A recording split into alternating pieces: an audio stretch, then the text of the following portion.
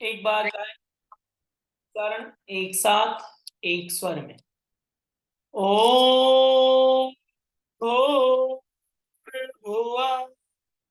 स्वः तत्सवितुर्वरेण्यं भर्गो देवस्य धीमहि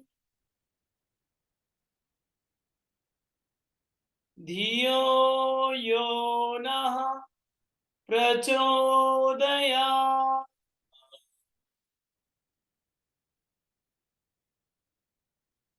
Rub both palms under your face. आप सभी का स्वागत है आज के इस पुनः वर्कशॉप के लास्ट सेशन में। इस 3 दिवसीय वर्कशॉप का ये लास्ट सेशन होगा और इस सेशन में हम लोग कुछ यूनिक चीजें प्राप्त करने वाले हैं। जैसे कि जो आपको उम्मीद है वो तो मिलेगा ही, सर्टिफिकेट। बहुत सारे लोगों के मुझे रिव्यू के स्क्रीनशॉट आ चुके हैं,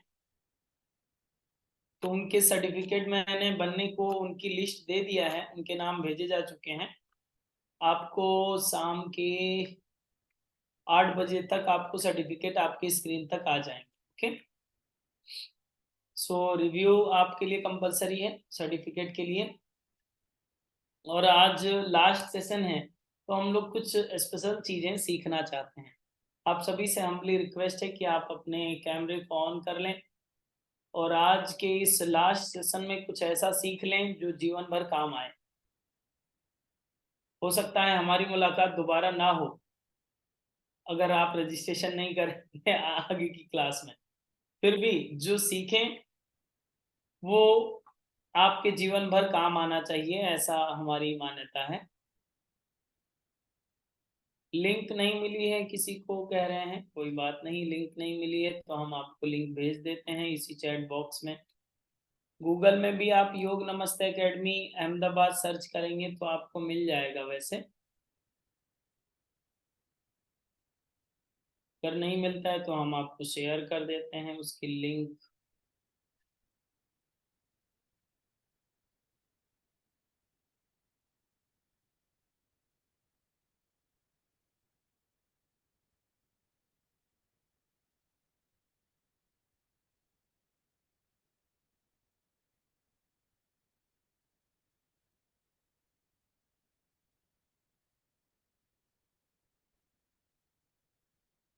जस्ट 1 मिनट, हम आपको लिंक शेयर करना चाहते हैं। किसी को योग नमस्ते एकेडमी का मिला नहीं है, योगा एकेडमी मत लिखिएगा, योग नमस्ते एकेडमी लिखिएगा तो आपको मिल जाएगा। YOG, हम योग करते हैं, योगा थोड़ी करते हैं।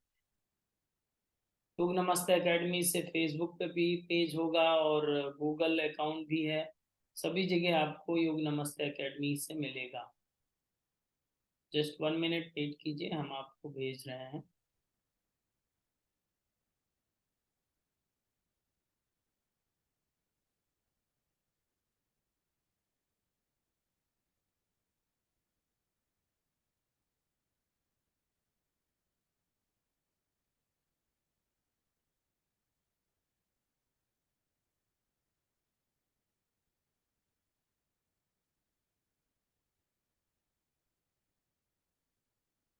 आपके व्हाट्सएप ग्रुप में आपको भेजा गया है, इसकी लिंक हमने भेज दिया था जहां पर आपको रिव्यू करना है। अभी थोड़ी देर में आपको चैट बॉक्स में भी भेज देंगे ताकि आप सीधा यहाँ से डायरेक्ट टच करके बात कर लें।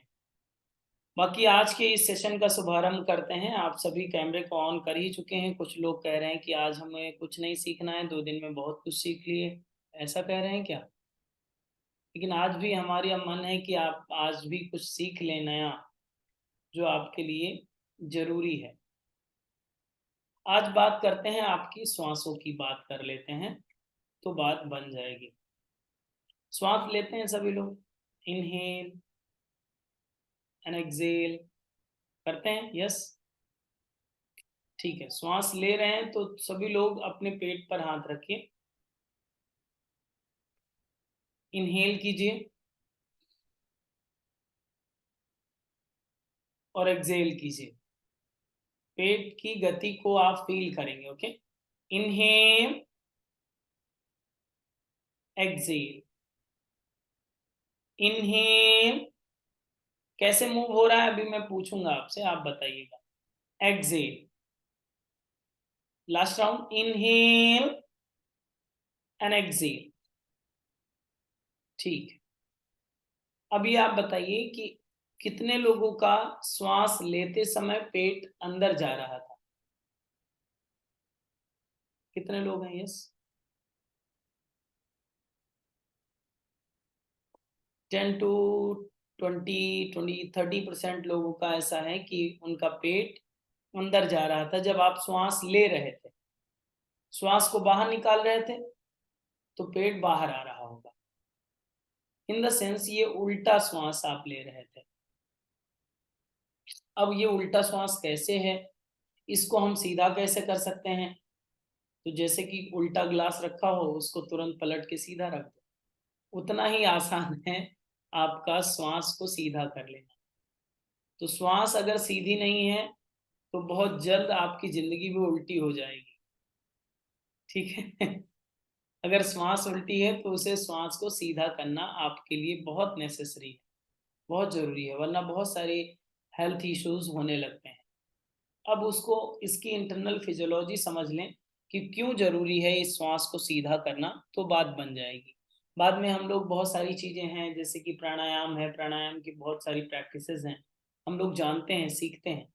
बट पहले श्वास तो सीधी हो जाए, जो कंटिन्यू चल रही है, 24 घंटे हो रही है। देखिए, आपके बॉडी में दो कैविटी है। कैविटी मतलब जगह। जैसे कि कैविटी, एक ओरल कैविटी भी होती है, मुख गुहा जिसे हिंदी में बोलते हैं। मुख के अंदर खाली स्थान, कैविटी, गुफा, खाली जगह।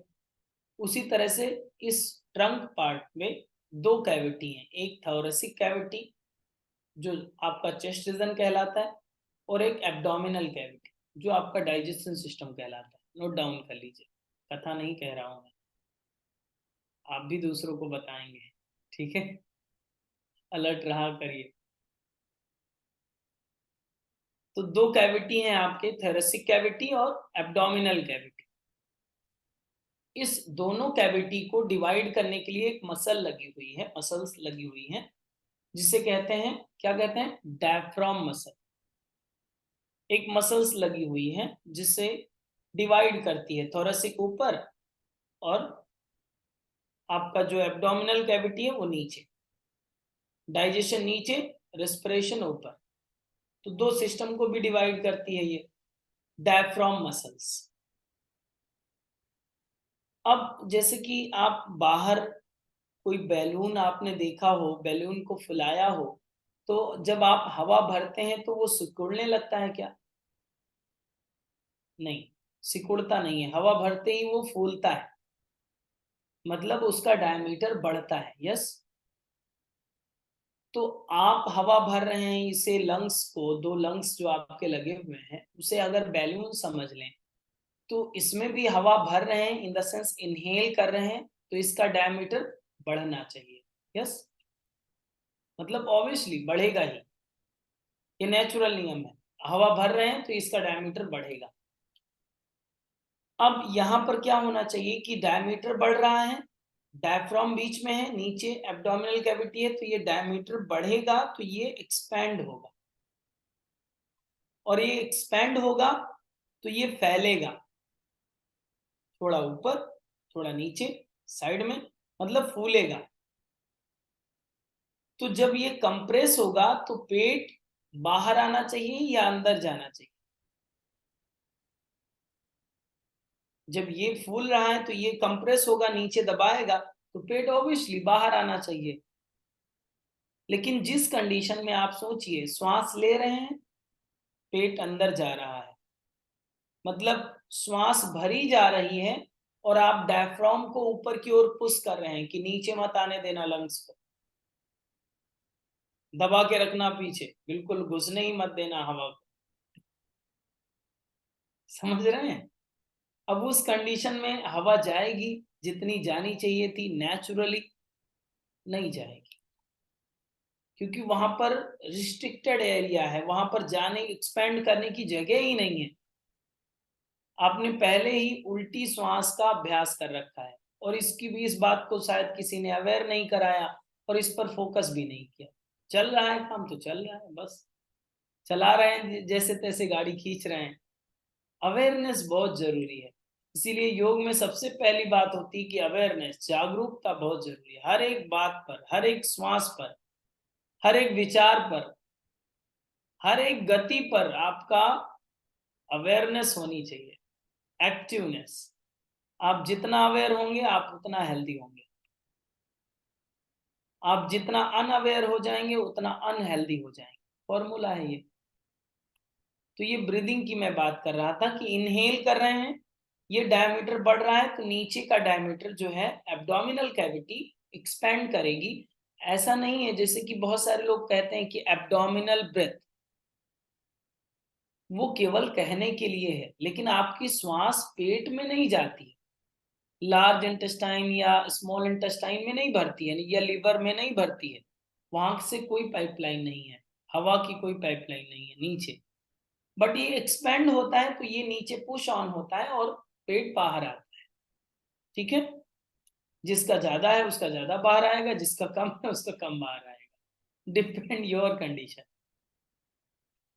अब यहाँ पर डायफ्राम की कंडीशन समझ लेते हैं। डायफ्राम की अगर बात करें, अगर इंटरनल फिजियोलॉजी को आप पढ़ेंगे, कभी डीप स्टडी करने का मौका मिले तो आप पढ़िएगा।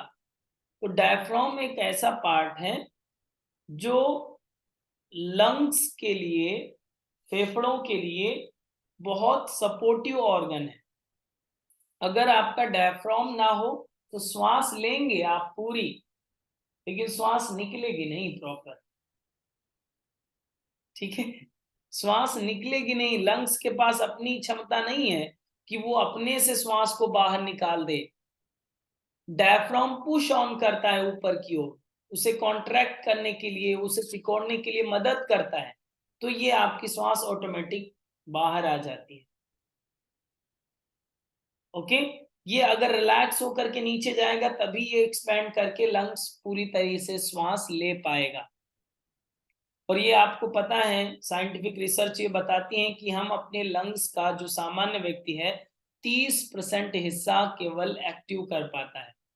70% हिस्सा जो नीचे का पार्ट है वो इनएक्टिव फॉर्म में रहता है, उतनी श्वास लेते ही नहीं है। नीचे के जो एल्वेलाइज हैं उनको एक्टिवेट करते ही नहीं है। समझ रहे हैं? इसीलिए पहले की जो परंपरा थी कि प्राणायाम से ये हो जाता है, प्राणायाम से ये कर लेंगे, तो वो सच था, उसके परिणाम दिखते हैं, लेकिन उस लेवल तक जाएं तब बात बनेगी। उस स्तर तक आपकी श्वास हो जाए तो बात बनेगी। समझ में आ रहा है? तो सबसे पहले हम लोग को ये ध्यान रखना है कि एब्डोमिनल ब्रीथ हो रही है कि नहीं। अब दो तरह की ब्रीदिंग भी होती है, ब्रीदिंग को भी आप समझ लीजिए। एक होती है चेस्ट ब्रीदिंग, एक होती है एब्डोमिनल ब्रीदिंग। अब इन दो ब्रीथ को भी आप अलग अलग जस्टिफाई कर लें कि कब कौन सी ब्रीदिंग करनी है। किसी को आवाज नहीं आ रही है, बताइए सब लोग की आवाज आ रही है, बताइए, मदद करिए इनकी। सुनीता राणे जी, ऑडियो कनेक्ट नहीं किया होगा इन्होंने। ठीक है, दो तरह की ब्रीथ होती है, कौन कौन सी? एक एब्डोमिनल ब्रीदिंग और चेस्ट ब्रीदिंग, दो तरह, टू टाइप्स ऑफ ब्रीदिंग। जब एब्डोमिनल ब्रीदिंग आपको करना हो तो आपका इसका यूटिलाइज आप समझ लें कि कब उपयोगी है ये। चेस्ट ब्रीदिंग कब करना है वो आप समझ लें। जैसे कि फॉर एग्जांपल, किसी भी आसन को आपने किया और होल्ड किया, आप लोगों को ताड़ासन हमने कराया है, ओके? ताड़ासन आपने किया और होल्ड किया, मैंने कहा 20 काउंट आप होल्ड करिए। उस कंडीशन में हम बोलते हैं कि आप ब्रीदिंग को होल्ड ना करें। नींद आ रही हो, पानी वानी पी लीजिए, आसपास में रखिए, अभी सोने का टाइम है। ब्रीदिंग को होल्ड ना करें, इनहेल एक्सेल करते रहें, यानी होल्डिंग कंडीशन में चेस्ट ब्रीदिंग ऑन रखें। क्यों, इसके पीछे का रीजन क्या है, उसके साइंटिफिक फैक्ट को हम लोग डिस्कस करेंगे। जैसे कि आपने स्ट्रेच किया, किसी भी चीज को खींचा, अब जब आप खिंचाव देते हैं किसी भी मसल्स को, तो वहां अगर इनर लेयर में कुछ टॉक्सिन्स हैं या फिर आपके सेल्स में कुछ टॉक्सिन्स हैं, तो वो ऑटोमेटिकली बाहर जाने की कोशिश करेंगे, आपके पोर्स के माध्यम से, स्वेट के माध्यम से, आपके नोज के माध्यम से, गैसेस के माध्यम से, या अन्य कोई वे जिसके माध्यम से टॉक्सिन्स बाहर जाने की कोशिश करते हैं। हर एक आसन, जिस कंडीशन में आपने आसन किया और ब्रेथ को ब्लॉक कर दिया, उस कंडीशन में क्या होता है कि आपके आसन की होल्डिंग कैपेसिटी कम हो जाएगी, पहली बात। और दूसरी बात ये होगी कि जो टॉक्सिन्स बाहर निकलना चाहते थे एट अ टाइम प्रेशर के कारण, जब आपको स्ट्रेस फील हो रहा था, पेन फील हो रहा था, उस टाइम पे टॉक्सिन्स बाहर निकलना चाहते थे, उस टाइम पे वो ब्लॉक हो जाएंगे,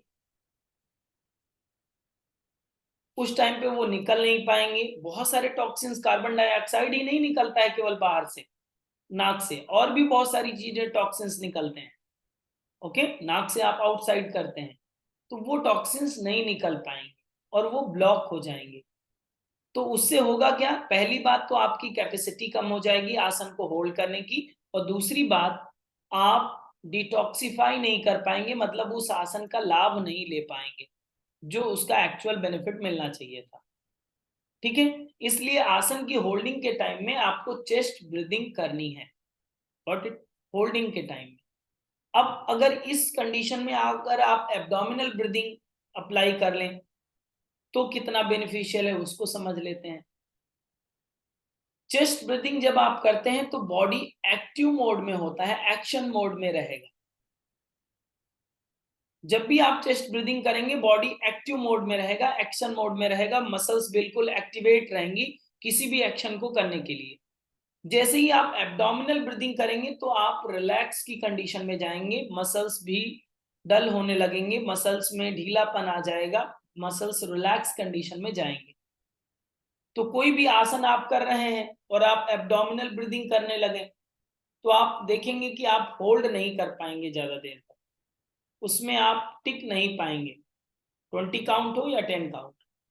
खुद से ट्राई कीजिएगा, खुद से एक्सपेरिमेंट करिएगा कि ये बात काम कर रही है कि नहीं।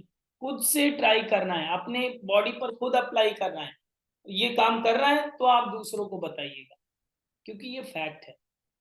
तो जब भी आप रिलैक्सेसिंग प्रैक्टिस करते हैं, जैसे कि प्राणायाम करते हैं, जैसे कि कोई भी रिलैक्सिंग प्रैक्टिस करें, तो अवेयरनेस करें अपनी एब्डोमिनल ब्रीदिंग पर, कि श्वास ले रहे हैं पेट फूल रहा है, श्वास छोड़ रहे हैं पेट अंदर जा रहा है। ये रिलैक्सेसिंग प्रैक्टिस है। हर एक प्राणायाम में आपकी एब्डोमिनल ब्रीदिंग ही होती है। किसी भी प्राणायाम में ऐसा कहीं आपको वर्णन नहीं मिलेगा हठ योगिक टेक्सों में कि आपको चेस्ट ब्रीदिंग की जाए, कहीं भी नहीं मिलेगा।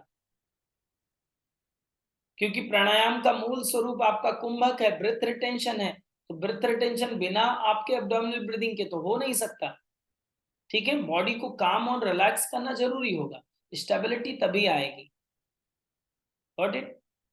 अब ये बातें हम लोगों को समझ में आ गई, एक तो ये समझ में आ गया एब्डोमिनल ब्रीदिंग, एक तो ये समझ में आ गया चेस्ट ब्रीदिंग। क्लियर हो रहा है? एब्डोमिनल ब्रीदिंग कैसे होगा, चेस्ट ब्रीदिंग कैसे होगा, ये पता हो गया। अगर आपका पेट कॉन्ट्रैक्टेड है और आप इनहेल एक्सेल करते हैं short breath, that is called chest breathing. पेट ढीला है, इनहेल करते हैं पेट बाहर की ओर, एक्सेल करते हैं पेट अंदर की ओर, that is called abdominal breathing. दोनों में डिफरेंस पता चल गया, कब करना है ये पता चल गया, आसन की होल्डिंग में कब करना है वो भी पता चल गया। अगर कोई रिलैक्सेसिंग आसन है जैसे कि शवासन आप कर रहे हैं, अब आप एब्डोमिनल ब्रीदिंग करिए। जैसे कि शशांक आसन आप कर रहे हैं, अब आप एब्डोमिनल ब्रीदिंग करिए।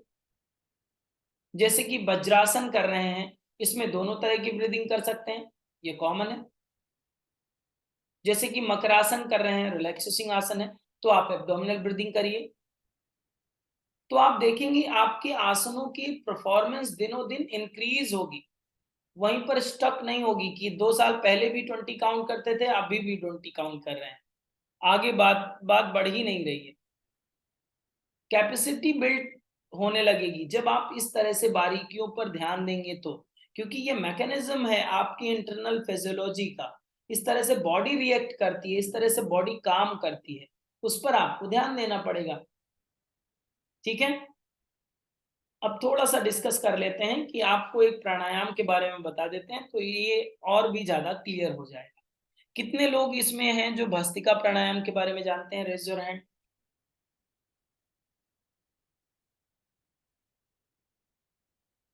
Bhastrika pranayama, raise your hand physically. बहुत सारे लोग जानते हैं, सुना भी है। कोई करके दिखाएगा? जिया जी करके दिखाइए, बताइए। बस good afternoon sir. Good afternoon, बताइए। सर भस्त्रिका प्राणायाम में प्रेशरिक सांस को फुलाना है और छोड़ना है। जब आगे जाएंगे तो हाथ खुले हुए रहेंगे और पीछे जाएंगे तो मुट्ठी बंद हो जाएगी, जस्ट लाइक। अरे वाह, करते रहिए करते रहिए, करिए करिए, लोग देखना चाहते हैं।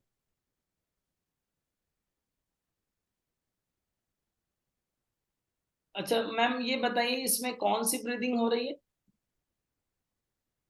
सर चेस्ट ब्रीथिंग, आई मतलब जैसा मुझे अभी फील हो रहा है, क्योंकि मुझे मालूम नहीं था कि ब्रीथिंग भी 2 टाइप की होती है, वो तो आज आपकी क्लास से ही मालूम पड़ा। ओके, ठीक। अब इसमें चेस्ट ब्रीदिंग ही होगी क्योंकि एक्शन में बॉडी है, तो कंप्लीटली ये फिक्स हो जाता है कि एक्शन में बॉडी होने पर आपकी चेस्ट ब्रीदिंग ही होगी। अभी आप फिर से करके देखिए जैसे कर रहे थे, और आप रियलाइज कीजिए आपका पेट कॉन्ट्रैक्टेड हो जाएगा ऑटोमेटिकली।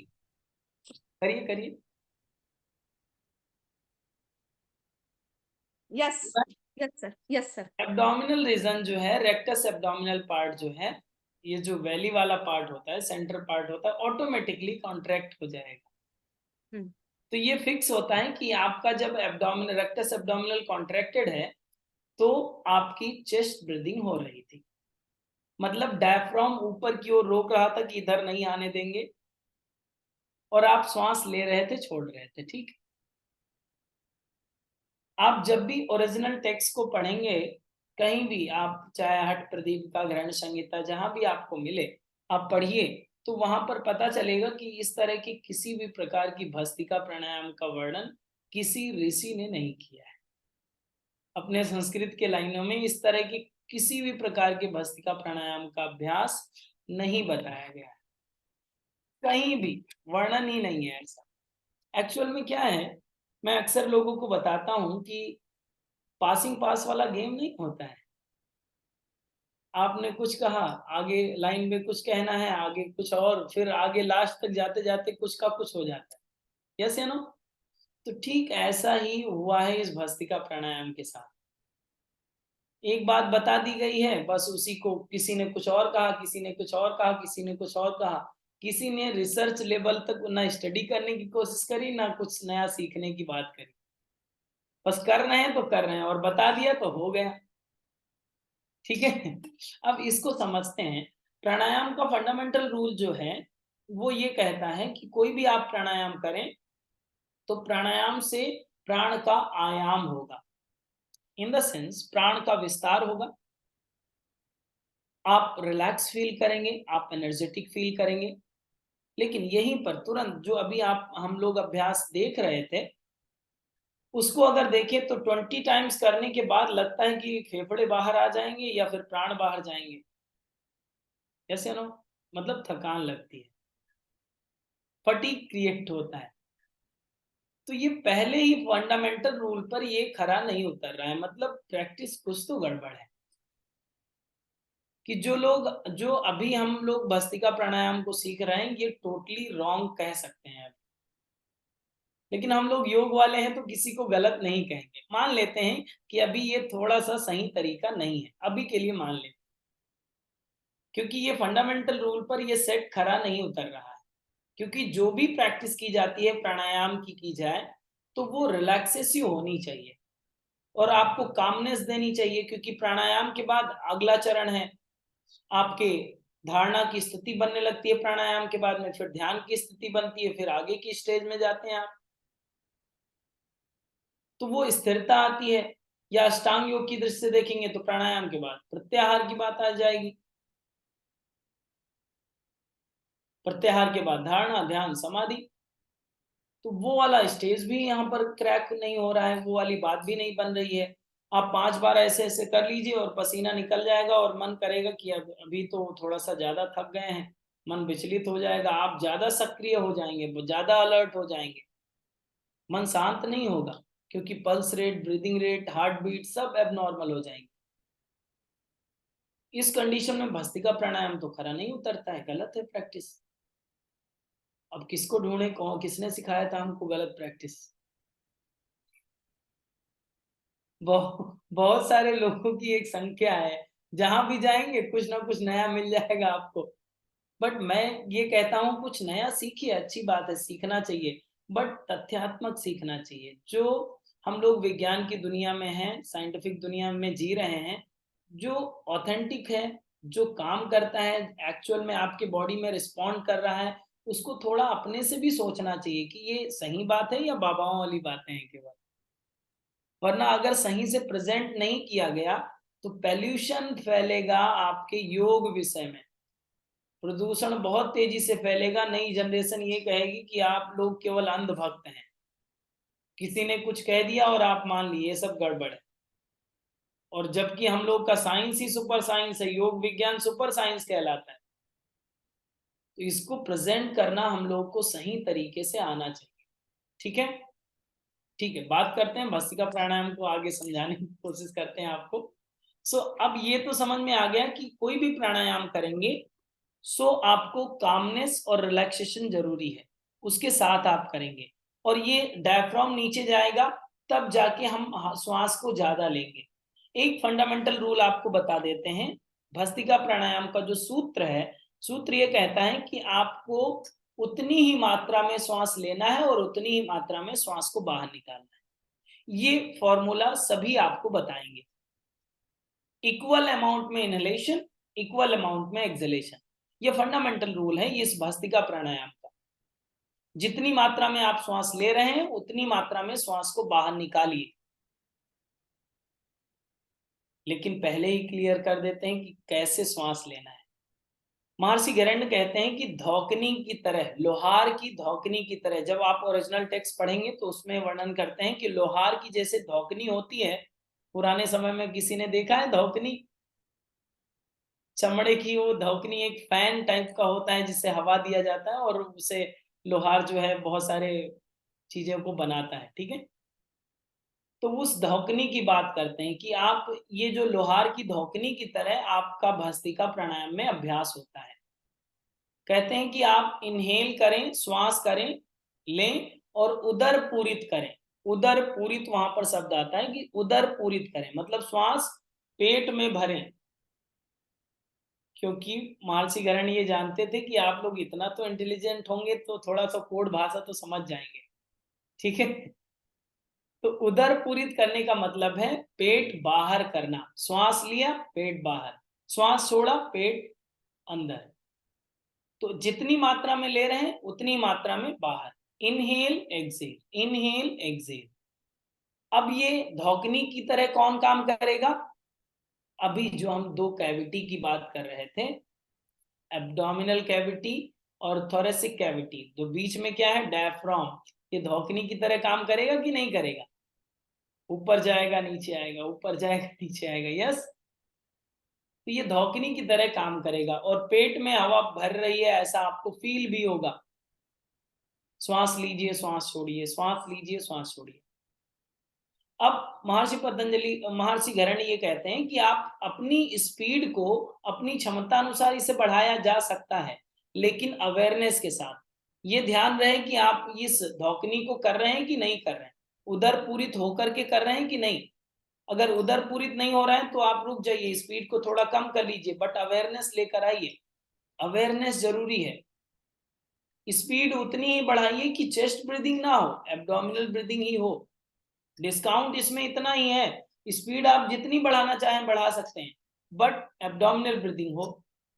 और अगर आप अवेयर नहीं है तो एब्डोमिनल ब्रीदिंग पहले होगी नहीं, पहले अभ्यास करना पड़ेगा इसका स्पीड में आने के लिए। पहले तो नॉर्मली आप केवल करेंगे हाँ इनहेल एक्सेल, इनहेल एक्सेल। बहुत अवेयरनेस की जरूरत पड़ेगी। अब 1 राउंड करेंगे, 2 राउंड करेंगे, 3 राउंड करेंगे, 3 आवृत्तियां बताई जाती हैं कि 3 आवृत्ति करिए आप। इसका स्टार्टिंग कैसे होता है? ओरिजिनल भस्त्रिका प्राणायाम की बात कर रहे हैं, ठीक है डुप्लीकेट की बात नहीं कर रहे। तो ओरिजिनल भस्त्रिका प्राणायाम इस तरह से होगा, पहले लेफ्ट नॉस्ट्रल से inhale exhale, inhale exhale 20 times, inhale exhale, okay.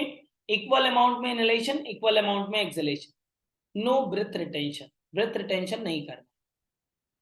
Then right से इनहेल एक्सेल कितना? 20 टाइम्स। अब ये कहा जाता है कि आप नासिका का शोधन कर रहे हैं, दोनों स्वरों का शोधन हो गया है। मूल प्राणायाम अब आरंभ होगा कि दोनों नासिका से आप श्वास लें, इक्वल अमाउंट में पेट फुलाएं और दोनों नासिका से श्वास को बाहर निकालें 20 टाइम्स। एक सेट 20 टाइम्स, दूसरा सेट 20 टाइम्स, तीसरा सेट। ये लेफ्ट एंड राइट वाला काउंटेबल नहीं होगा, 20-20 के जो दोनों नॉस्ट्रल से कर रहे हैं ये काउंटेबल होगा। इसकी 3 आवृत्तियां करना है, तो ये एक सेट माना जाता है भस्त्रिका प्राणायाम। अवेयरनेस आपकी एब्डोमिनल ब्रीदिंग पर हो। जब 20 टाइम्स दोनों नासिका से ले लें, छोड़ दें, तो आपको लंबी गहरी श्वास लेना है, चिन टू चेस्ट लॉक करें, इनर ब्रेथ रिटेंशन करना है। अगर आप हाई बीपी की समस्या नहीं है तो आप इनर ब्रेथ रिटेंशन करें, पेट में हवा भरें, अंदर हवा भरें और रोकें अपनी क्षमता अनुसार, देन स्लोली एक्सेल करें। इस तरह से आपका भस्त्रिका प्राणायाम कंप्लीट होता है। अब इस भस्त्रिका प्राणायाम को करेंगे तो आपको इस 3 राउंड को करने के बाद आपको बहुत कामनेस लगेगा, रिलैक्सेशन लगेगा, pulse rate normal, heart beat normal, आपकी ब्रीदिंग रेट और नॉर्मल, सारी चीजें नॉर्मल कंडीशन में आएगी। तो ये आपकी बॉडी में बैलेंस लाएगा। समत्वम योग उच्यते, जो फॉर्मूला है योग का, यहाँ पर योग घटित होगा। ये आपके माइंड में कामनेस लाएगा, स्थिरता लाएगा। लेकिन आप ऐसे ऐसे करिए, ऐसे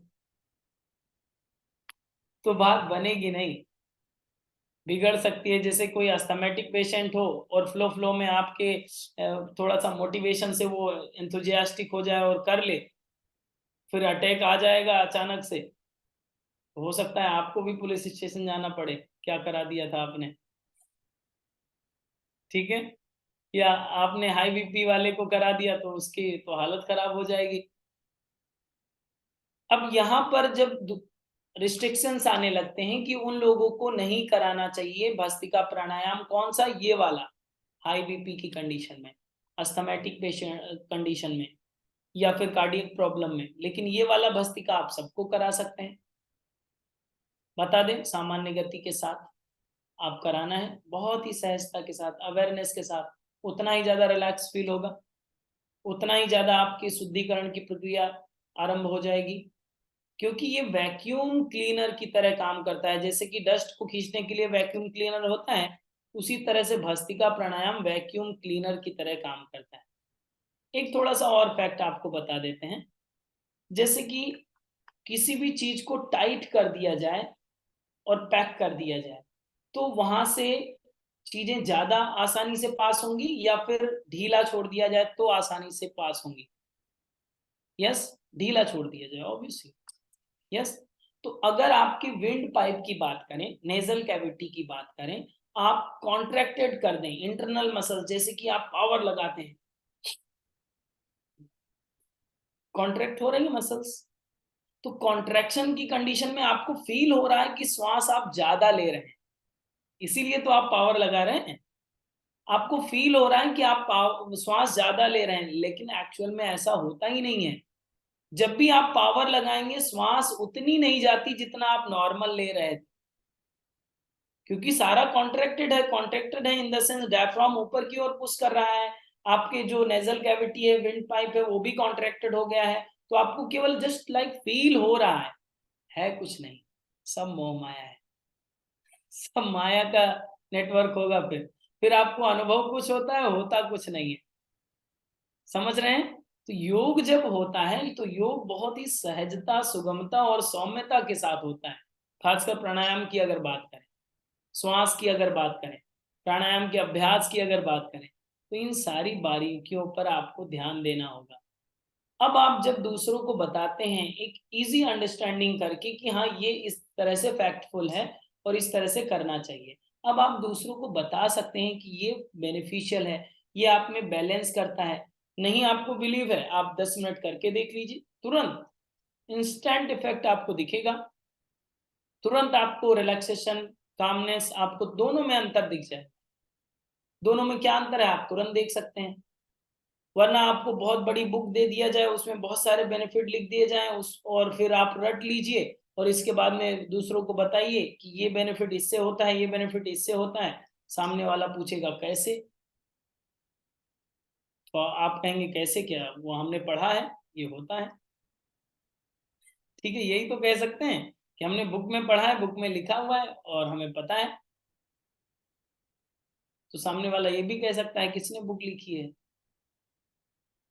तो आप वो उस आदमी तक पहुंच नहीं पाएंगे। फिर आपको रिजेक्ट कर दिया जाएगा कि आप तथ्य नहीं बता पा रहे हैं। आप एक्चुअल फैक्ट जो है किस तरह से ये काम कर रहा है उस पर ध्यान देना बहुत जरूरी है। हाउ टू वर्क, ये काम कैसे कर रहा है। कोई भी प्राणायाम हो, अनुलोम विलोम हो, या फिर ये भस्त्रिका प्राणायाम हो, भ्रामरी प्राणायाम हो, या फिर अन्य कोई प्राणायाम हो, ओजस्वी प्राणायाम हो, उसकी बैकग्राउंड में जो चल रहा है वो अंडरस्टैंड करना टीचर के लिए बहुत कंपलसरी है। ठीक है, तो ये सारी चीजें हम लोग अब सीखेंगे। कब से? परसों से। कल आप थोड़ी लंबी गहरी सांस ले लीजिए, कमर सीधी कर लीजिए। कल दिन का टाइम है, फिर परसों से हम आपको तोड़ेंगे। 15 तारीख से, 15 दिसंबर से 15 जनवरी तक आपको एक मशीन में ले जा करके और रिफाइंड करके आपको बाहर निकाल दें। ठीक है, तो आप योगा टीचर बन जाएंगे आफ्टर 1 मंथ। ऐसे टीचर जो आपको खुद प्राउड हो कि हाँ हमने कुछ सीखा है, केवल कागज नहीं बटोरे हैं आपने, उस कागज को देख के प्राउड भी फील होना चाहिए। ये मोहन पार्ट है आपका, जो आप सीखें तथ्यात्मक सीखें, और किसी भी के सामने भी कहने से आपको हिचक ना हो कि हमने कुछ गलत बोल दिया क्या, हमने कुछ गलत कह दिया क्या, इसके बारे में फुल कॉन्फिडेंस होना चाहिए। योग सीख रहे हैं जो सुपर साइंस है, आपके सामने कोई नहीं टिक सकता फिर। ठीक है लेकिन ऐसी बातें बिल्कुल बोलनी ही नहीं है जो हमें पता ही नहीं है, ना एक्सपीरियंस है। कही कहाई बातों को हम भी जो भी बात कहेंगे तो आपको भी ये ध्यान रखना है कि हमारे बातों में ऐसा कभी भी आपको लगे कि ये तथ्यात्मक नहीं है, तो आप क्वेश्चन कर सकते हैं। आप दोबारा से अपनी बॉडी पर, अपनी लाइफ में अप्लाई कर सकते हैं, उसका एक्सपेरिमेंट कर सकते हैं, देन उसे बिलीव कीजिए। बिल्कुल फ्रैंकली इस चीज पर आपको ध्यान देना चाहिए, क्योंकि मैं शुरुआत से साइंस का स्टूडेंट रहा हूं, तो रिसर्च करना और थोड़ा तथ्य समझने में बिलीव करता हूं। बाकी जो चीजें आपको कही जाती हैं, जैसे कि फॉर एग्जांपल आप हठ योगिक टेक्स्ट को पढ़ेंगे, तो एक चीज ये भी समझना चाहिए, हठ योगिक टेक्स्ट में लिखी है तो ओरिजिनल बात होगी, सुपर साइंस है वो, और शायद हम लोगों के समझ में अभी ज्यादा ना आ रहा हो, थोड़ा आ रहा है, उसी से काम चला रहे हैं। उस समय का दौर भी तो अलग था, समय भी अलग था, काल भी अलग था। तो आज के समय में लोगों का जीवन अलग है, रहन सहन अलग है, तो वहां से यहाँ तक जो कन्वर्ट करने की बात है, डाइल्यूट करने की बात है, वो तो करना ही पड़ेगा। उसके उस लेवल तक जाना ही पड़ेगा, वरना आप सीधे संस्कृत के सूत्रों को पढ़ करके दूसरों को ट्रांसलेट करके नहीं बता सकते। वो लोगों के गले तक नहीं उतरने वाली बात। तथ्य देना पड़ेगा, तभी लोगों के गले तक उतरेगी बात। समझ में आ रहा है? बोर तो नहीं हो रहा है? आगे और कुछ बताना चाहते हैं? ठीक है नींद तो नहीं आ रही है?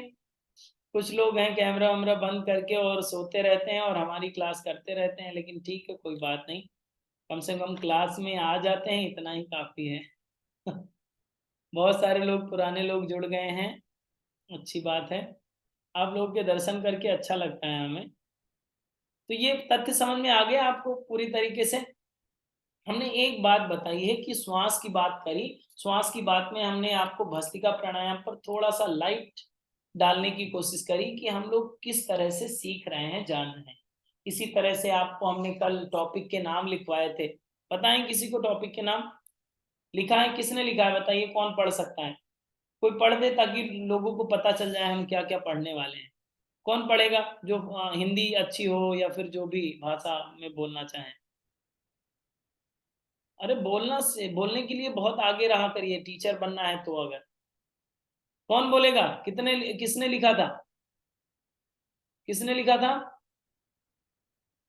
किसी के हाथ नहीं ऊंचे उठ रहे हैं। रेहाना जी बताइए। योग की क्रिया विधि। ओके, फटाफट बोलिए। प्रज्ञा प्रधान, उषापान, कपालभाति, योग वाक की बाधाएं, योग का पिंड, पंच कोशिका योग, साइंस ऑफ ब्रीथ, तीनों क्रिया के बारे में, योग सूत्र, अष्टांग योग, जल नीति, संघ प्रक्षण, meditation, fact of meditation, how to class design, ओजेस class, bhramari pranayama, bhastrika pranayama, types of bhastrika, yoga nidra. Okay, शायद बीच में कुछ छोड़ दिया आपने, और भी टॉपिक थे उसमें। 3 नाड़ियां, साइंस ऑफ नाड़ी, और ये पंचकोश तो शायद आपने बोला। प्राण के बारे में, साइंस ऑफ प्राणा, ये सारी चीजें हम लोग थ्योरी पार्ट में कवर करते हैं, इन डिटेल जानते हैं, और वो बातें जानते हैं जो हम लोग के जीवन में अप्लाई की जा सकती हैं। जैसे कि योग तो है बहुत ज्यादा, और हमने कहा कि 1 महीने में आपको टीचर बनाएंगे, तो उसके पीछे का रहस्य यही है कि हम लोग इम्पोर्टेंट पॉइंट जो हैं, जो आप सीधा अप्लाई कर सकते हैं, उन टॉपिक्स को आपको पढ़ाया जाएगा, जिसके माध्यम से आप सीख सकेंगे और सीधी बात आप लोगों तक पहुंचा सकेंगे। ओके, बाकी आप 100 अबव आसन भी सीखते हैं, उनके लिमिटेशंस, बेनिफिट और वेरिएशंस के साथ उनको भी सीखने का मौका मिलेगा, तो वो भी हम लोग सीखेंगे। डन। अब जिनके स्क्रीनशॉट हम तक नहीं आए हैं, वो लोग स्क्रीनशॉट भेज दें, ताकि आपको सर्टिफिकेट दे दिया जाए। आपको एक जो 10 रुपीज के साथ उन्होंने, जिन लोगों ने रजिस्ट्रेशन किया था, उनको एक फॉर्म भेजा गया होगा, वो फॉर्म भर दें, ताकि आपका सर्टिफिकेट आज शाम तक 8 बजे से पहले तक आ जाएगा। ओके, आपके सभी के सर्टिफिकेट आ जाएंगे, और आप उसे प्रिंट कराइए। प्रिंट कराने के बाद में आप एक अपना फोटो खींच करके जहाँ पे रिव्यू किया है वहाँ पे पोस्ट भी कर सकते हैं, और अपने सोशल मीडिया पे भी डाल सकते हैं, और आपका एक डॉक्यूमेंट रहेगा। तो सभी लोग प्रिंट जरूर करा लीजिएगा।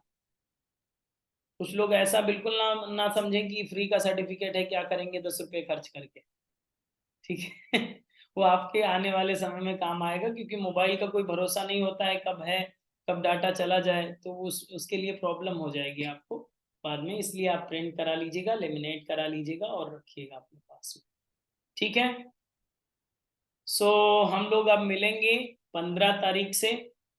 बाकी आज आप सभी को इनवाइट कर रहा हूँ एक स्पेशल सेशन। आज फिर से आप आज प्राणायाम के बारे में ही बता रहे थे, और आज प्राणायाम कराएंगे भी।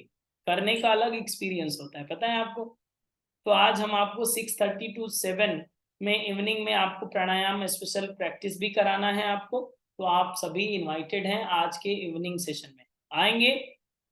बताइए, आए तो हम भी आ जाएं, वरना हम भी नहीं आएंगे। नहीं, हम आएंगे, आपको भी आना ही पड़ेगा। हम अगर बैठेंगे तो आपको भी बैठना ही पड़ेगा। आज हम 6:30 to 7 में हम लोग प्राणायाम की प्रैक्टिस कर रहे हैं, उसमें भी आप जरूर आए। ओके, जो लोग रिव्यू पहले से दे चुके हैं उनके लिए कोई बात नहीं, और जिन लोगों के अभी तक रजिस्ट्रेशन नहीं हुए हैं फॉर योगा टीचर ट्रेनिंग के लिए, वो अतिशीघ्र रजिस्ट्रेशन करा लें। लगभग सीट अब फुल होने को हैं, तो आपका नाम रह ना जाए कि अगले महीने अब करना पड़ेगा। तो अगला महीना कभी आता नहीं है वैसे जीवन में, ठीक है। तो जो आ रहा है उसे आप काम निपटा दीजिए, ताकि आगे जो नए स्टेप्स हैं उसको भी आप फॉलो अप कर सकें। डन। अभी 15 तारीख से आपका फेशियल योगा भी चल रहा है, फेशियल योगा का सेशन स्टार्ट हो रहा है। तो जो लोग फेस की ग्लो को बढ़ाना चाहते हैं, हमारी तरह चमक बढ़ाना चाहते हैं, तो वो लोग फेशियल योगा को ज्वाइन कर सकते हैं। 15 दिसंबर से स्टार्ट होगा, और 15 कब तक होगा, 2 महीने का है आई थिंक। यस, 2 महीने का है ये, 15 फरवरी तक रहेगा। ओके, तो फेशियल योगा भी ज्वाइन कर सकते हैं। सर्टिफिकेट के लिए लिंक आपको भेज दिया गया है आपके व्हाट्सएप ग्रुप में, 3 डेज फ्री डेमो सेशन में और 3 डेज YTTC वर्कशॉप में। इन दोनों ग्रुप में आपको लिंक भेजा गया है, तो वहां से आप सर्टिफिकेट ले सकेंगे। सर्टिफिकेट आपके व्हाट्सएप ग्रुप में ही आएंगे, तो आप व्हाट्सएप ग्रुप से अपना सर्टिफिकेट कलेक्ट कर पाएंगे। ओके, और किसी का कोई प्रश्न बन रहा है? तैयार हैं आप सभी प्राणायाम सेशन के लिए और योगा टीचर ट्रेनिंग के लिए? बताइए 3 दिन में कितने लोग हैं जो नए लोग जुड़े थे? थोड़ा हम उनसे बातचीत करना चाहेंगे। पूनम झा जी, बताइए मैम कैसा एक्सपीरियंस रहा आपका? सब बहुत अच्छा रहा। आपका पढ़ाने का मतलब सिखाने का तरीका, समझाने का तरीका बहुत ही अच्छा है। और हालाँकि मेरे को थोड़ा-सा अभी तक अपने ऊपर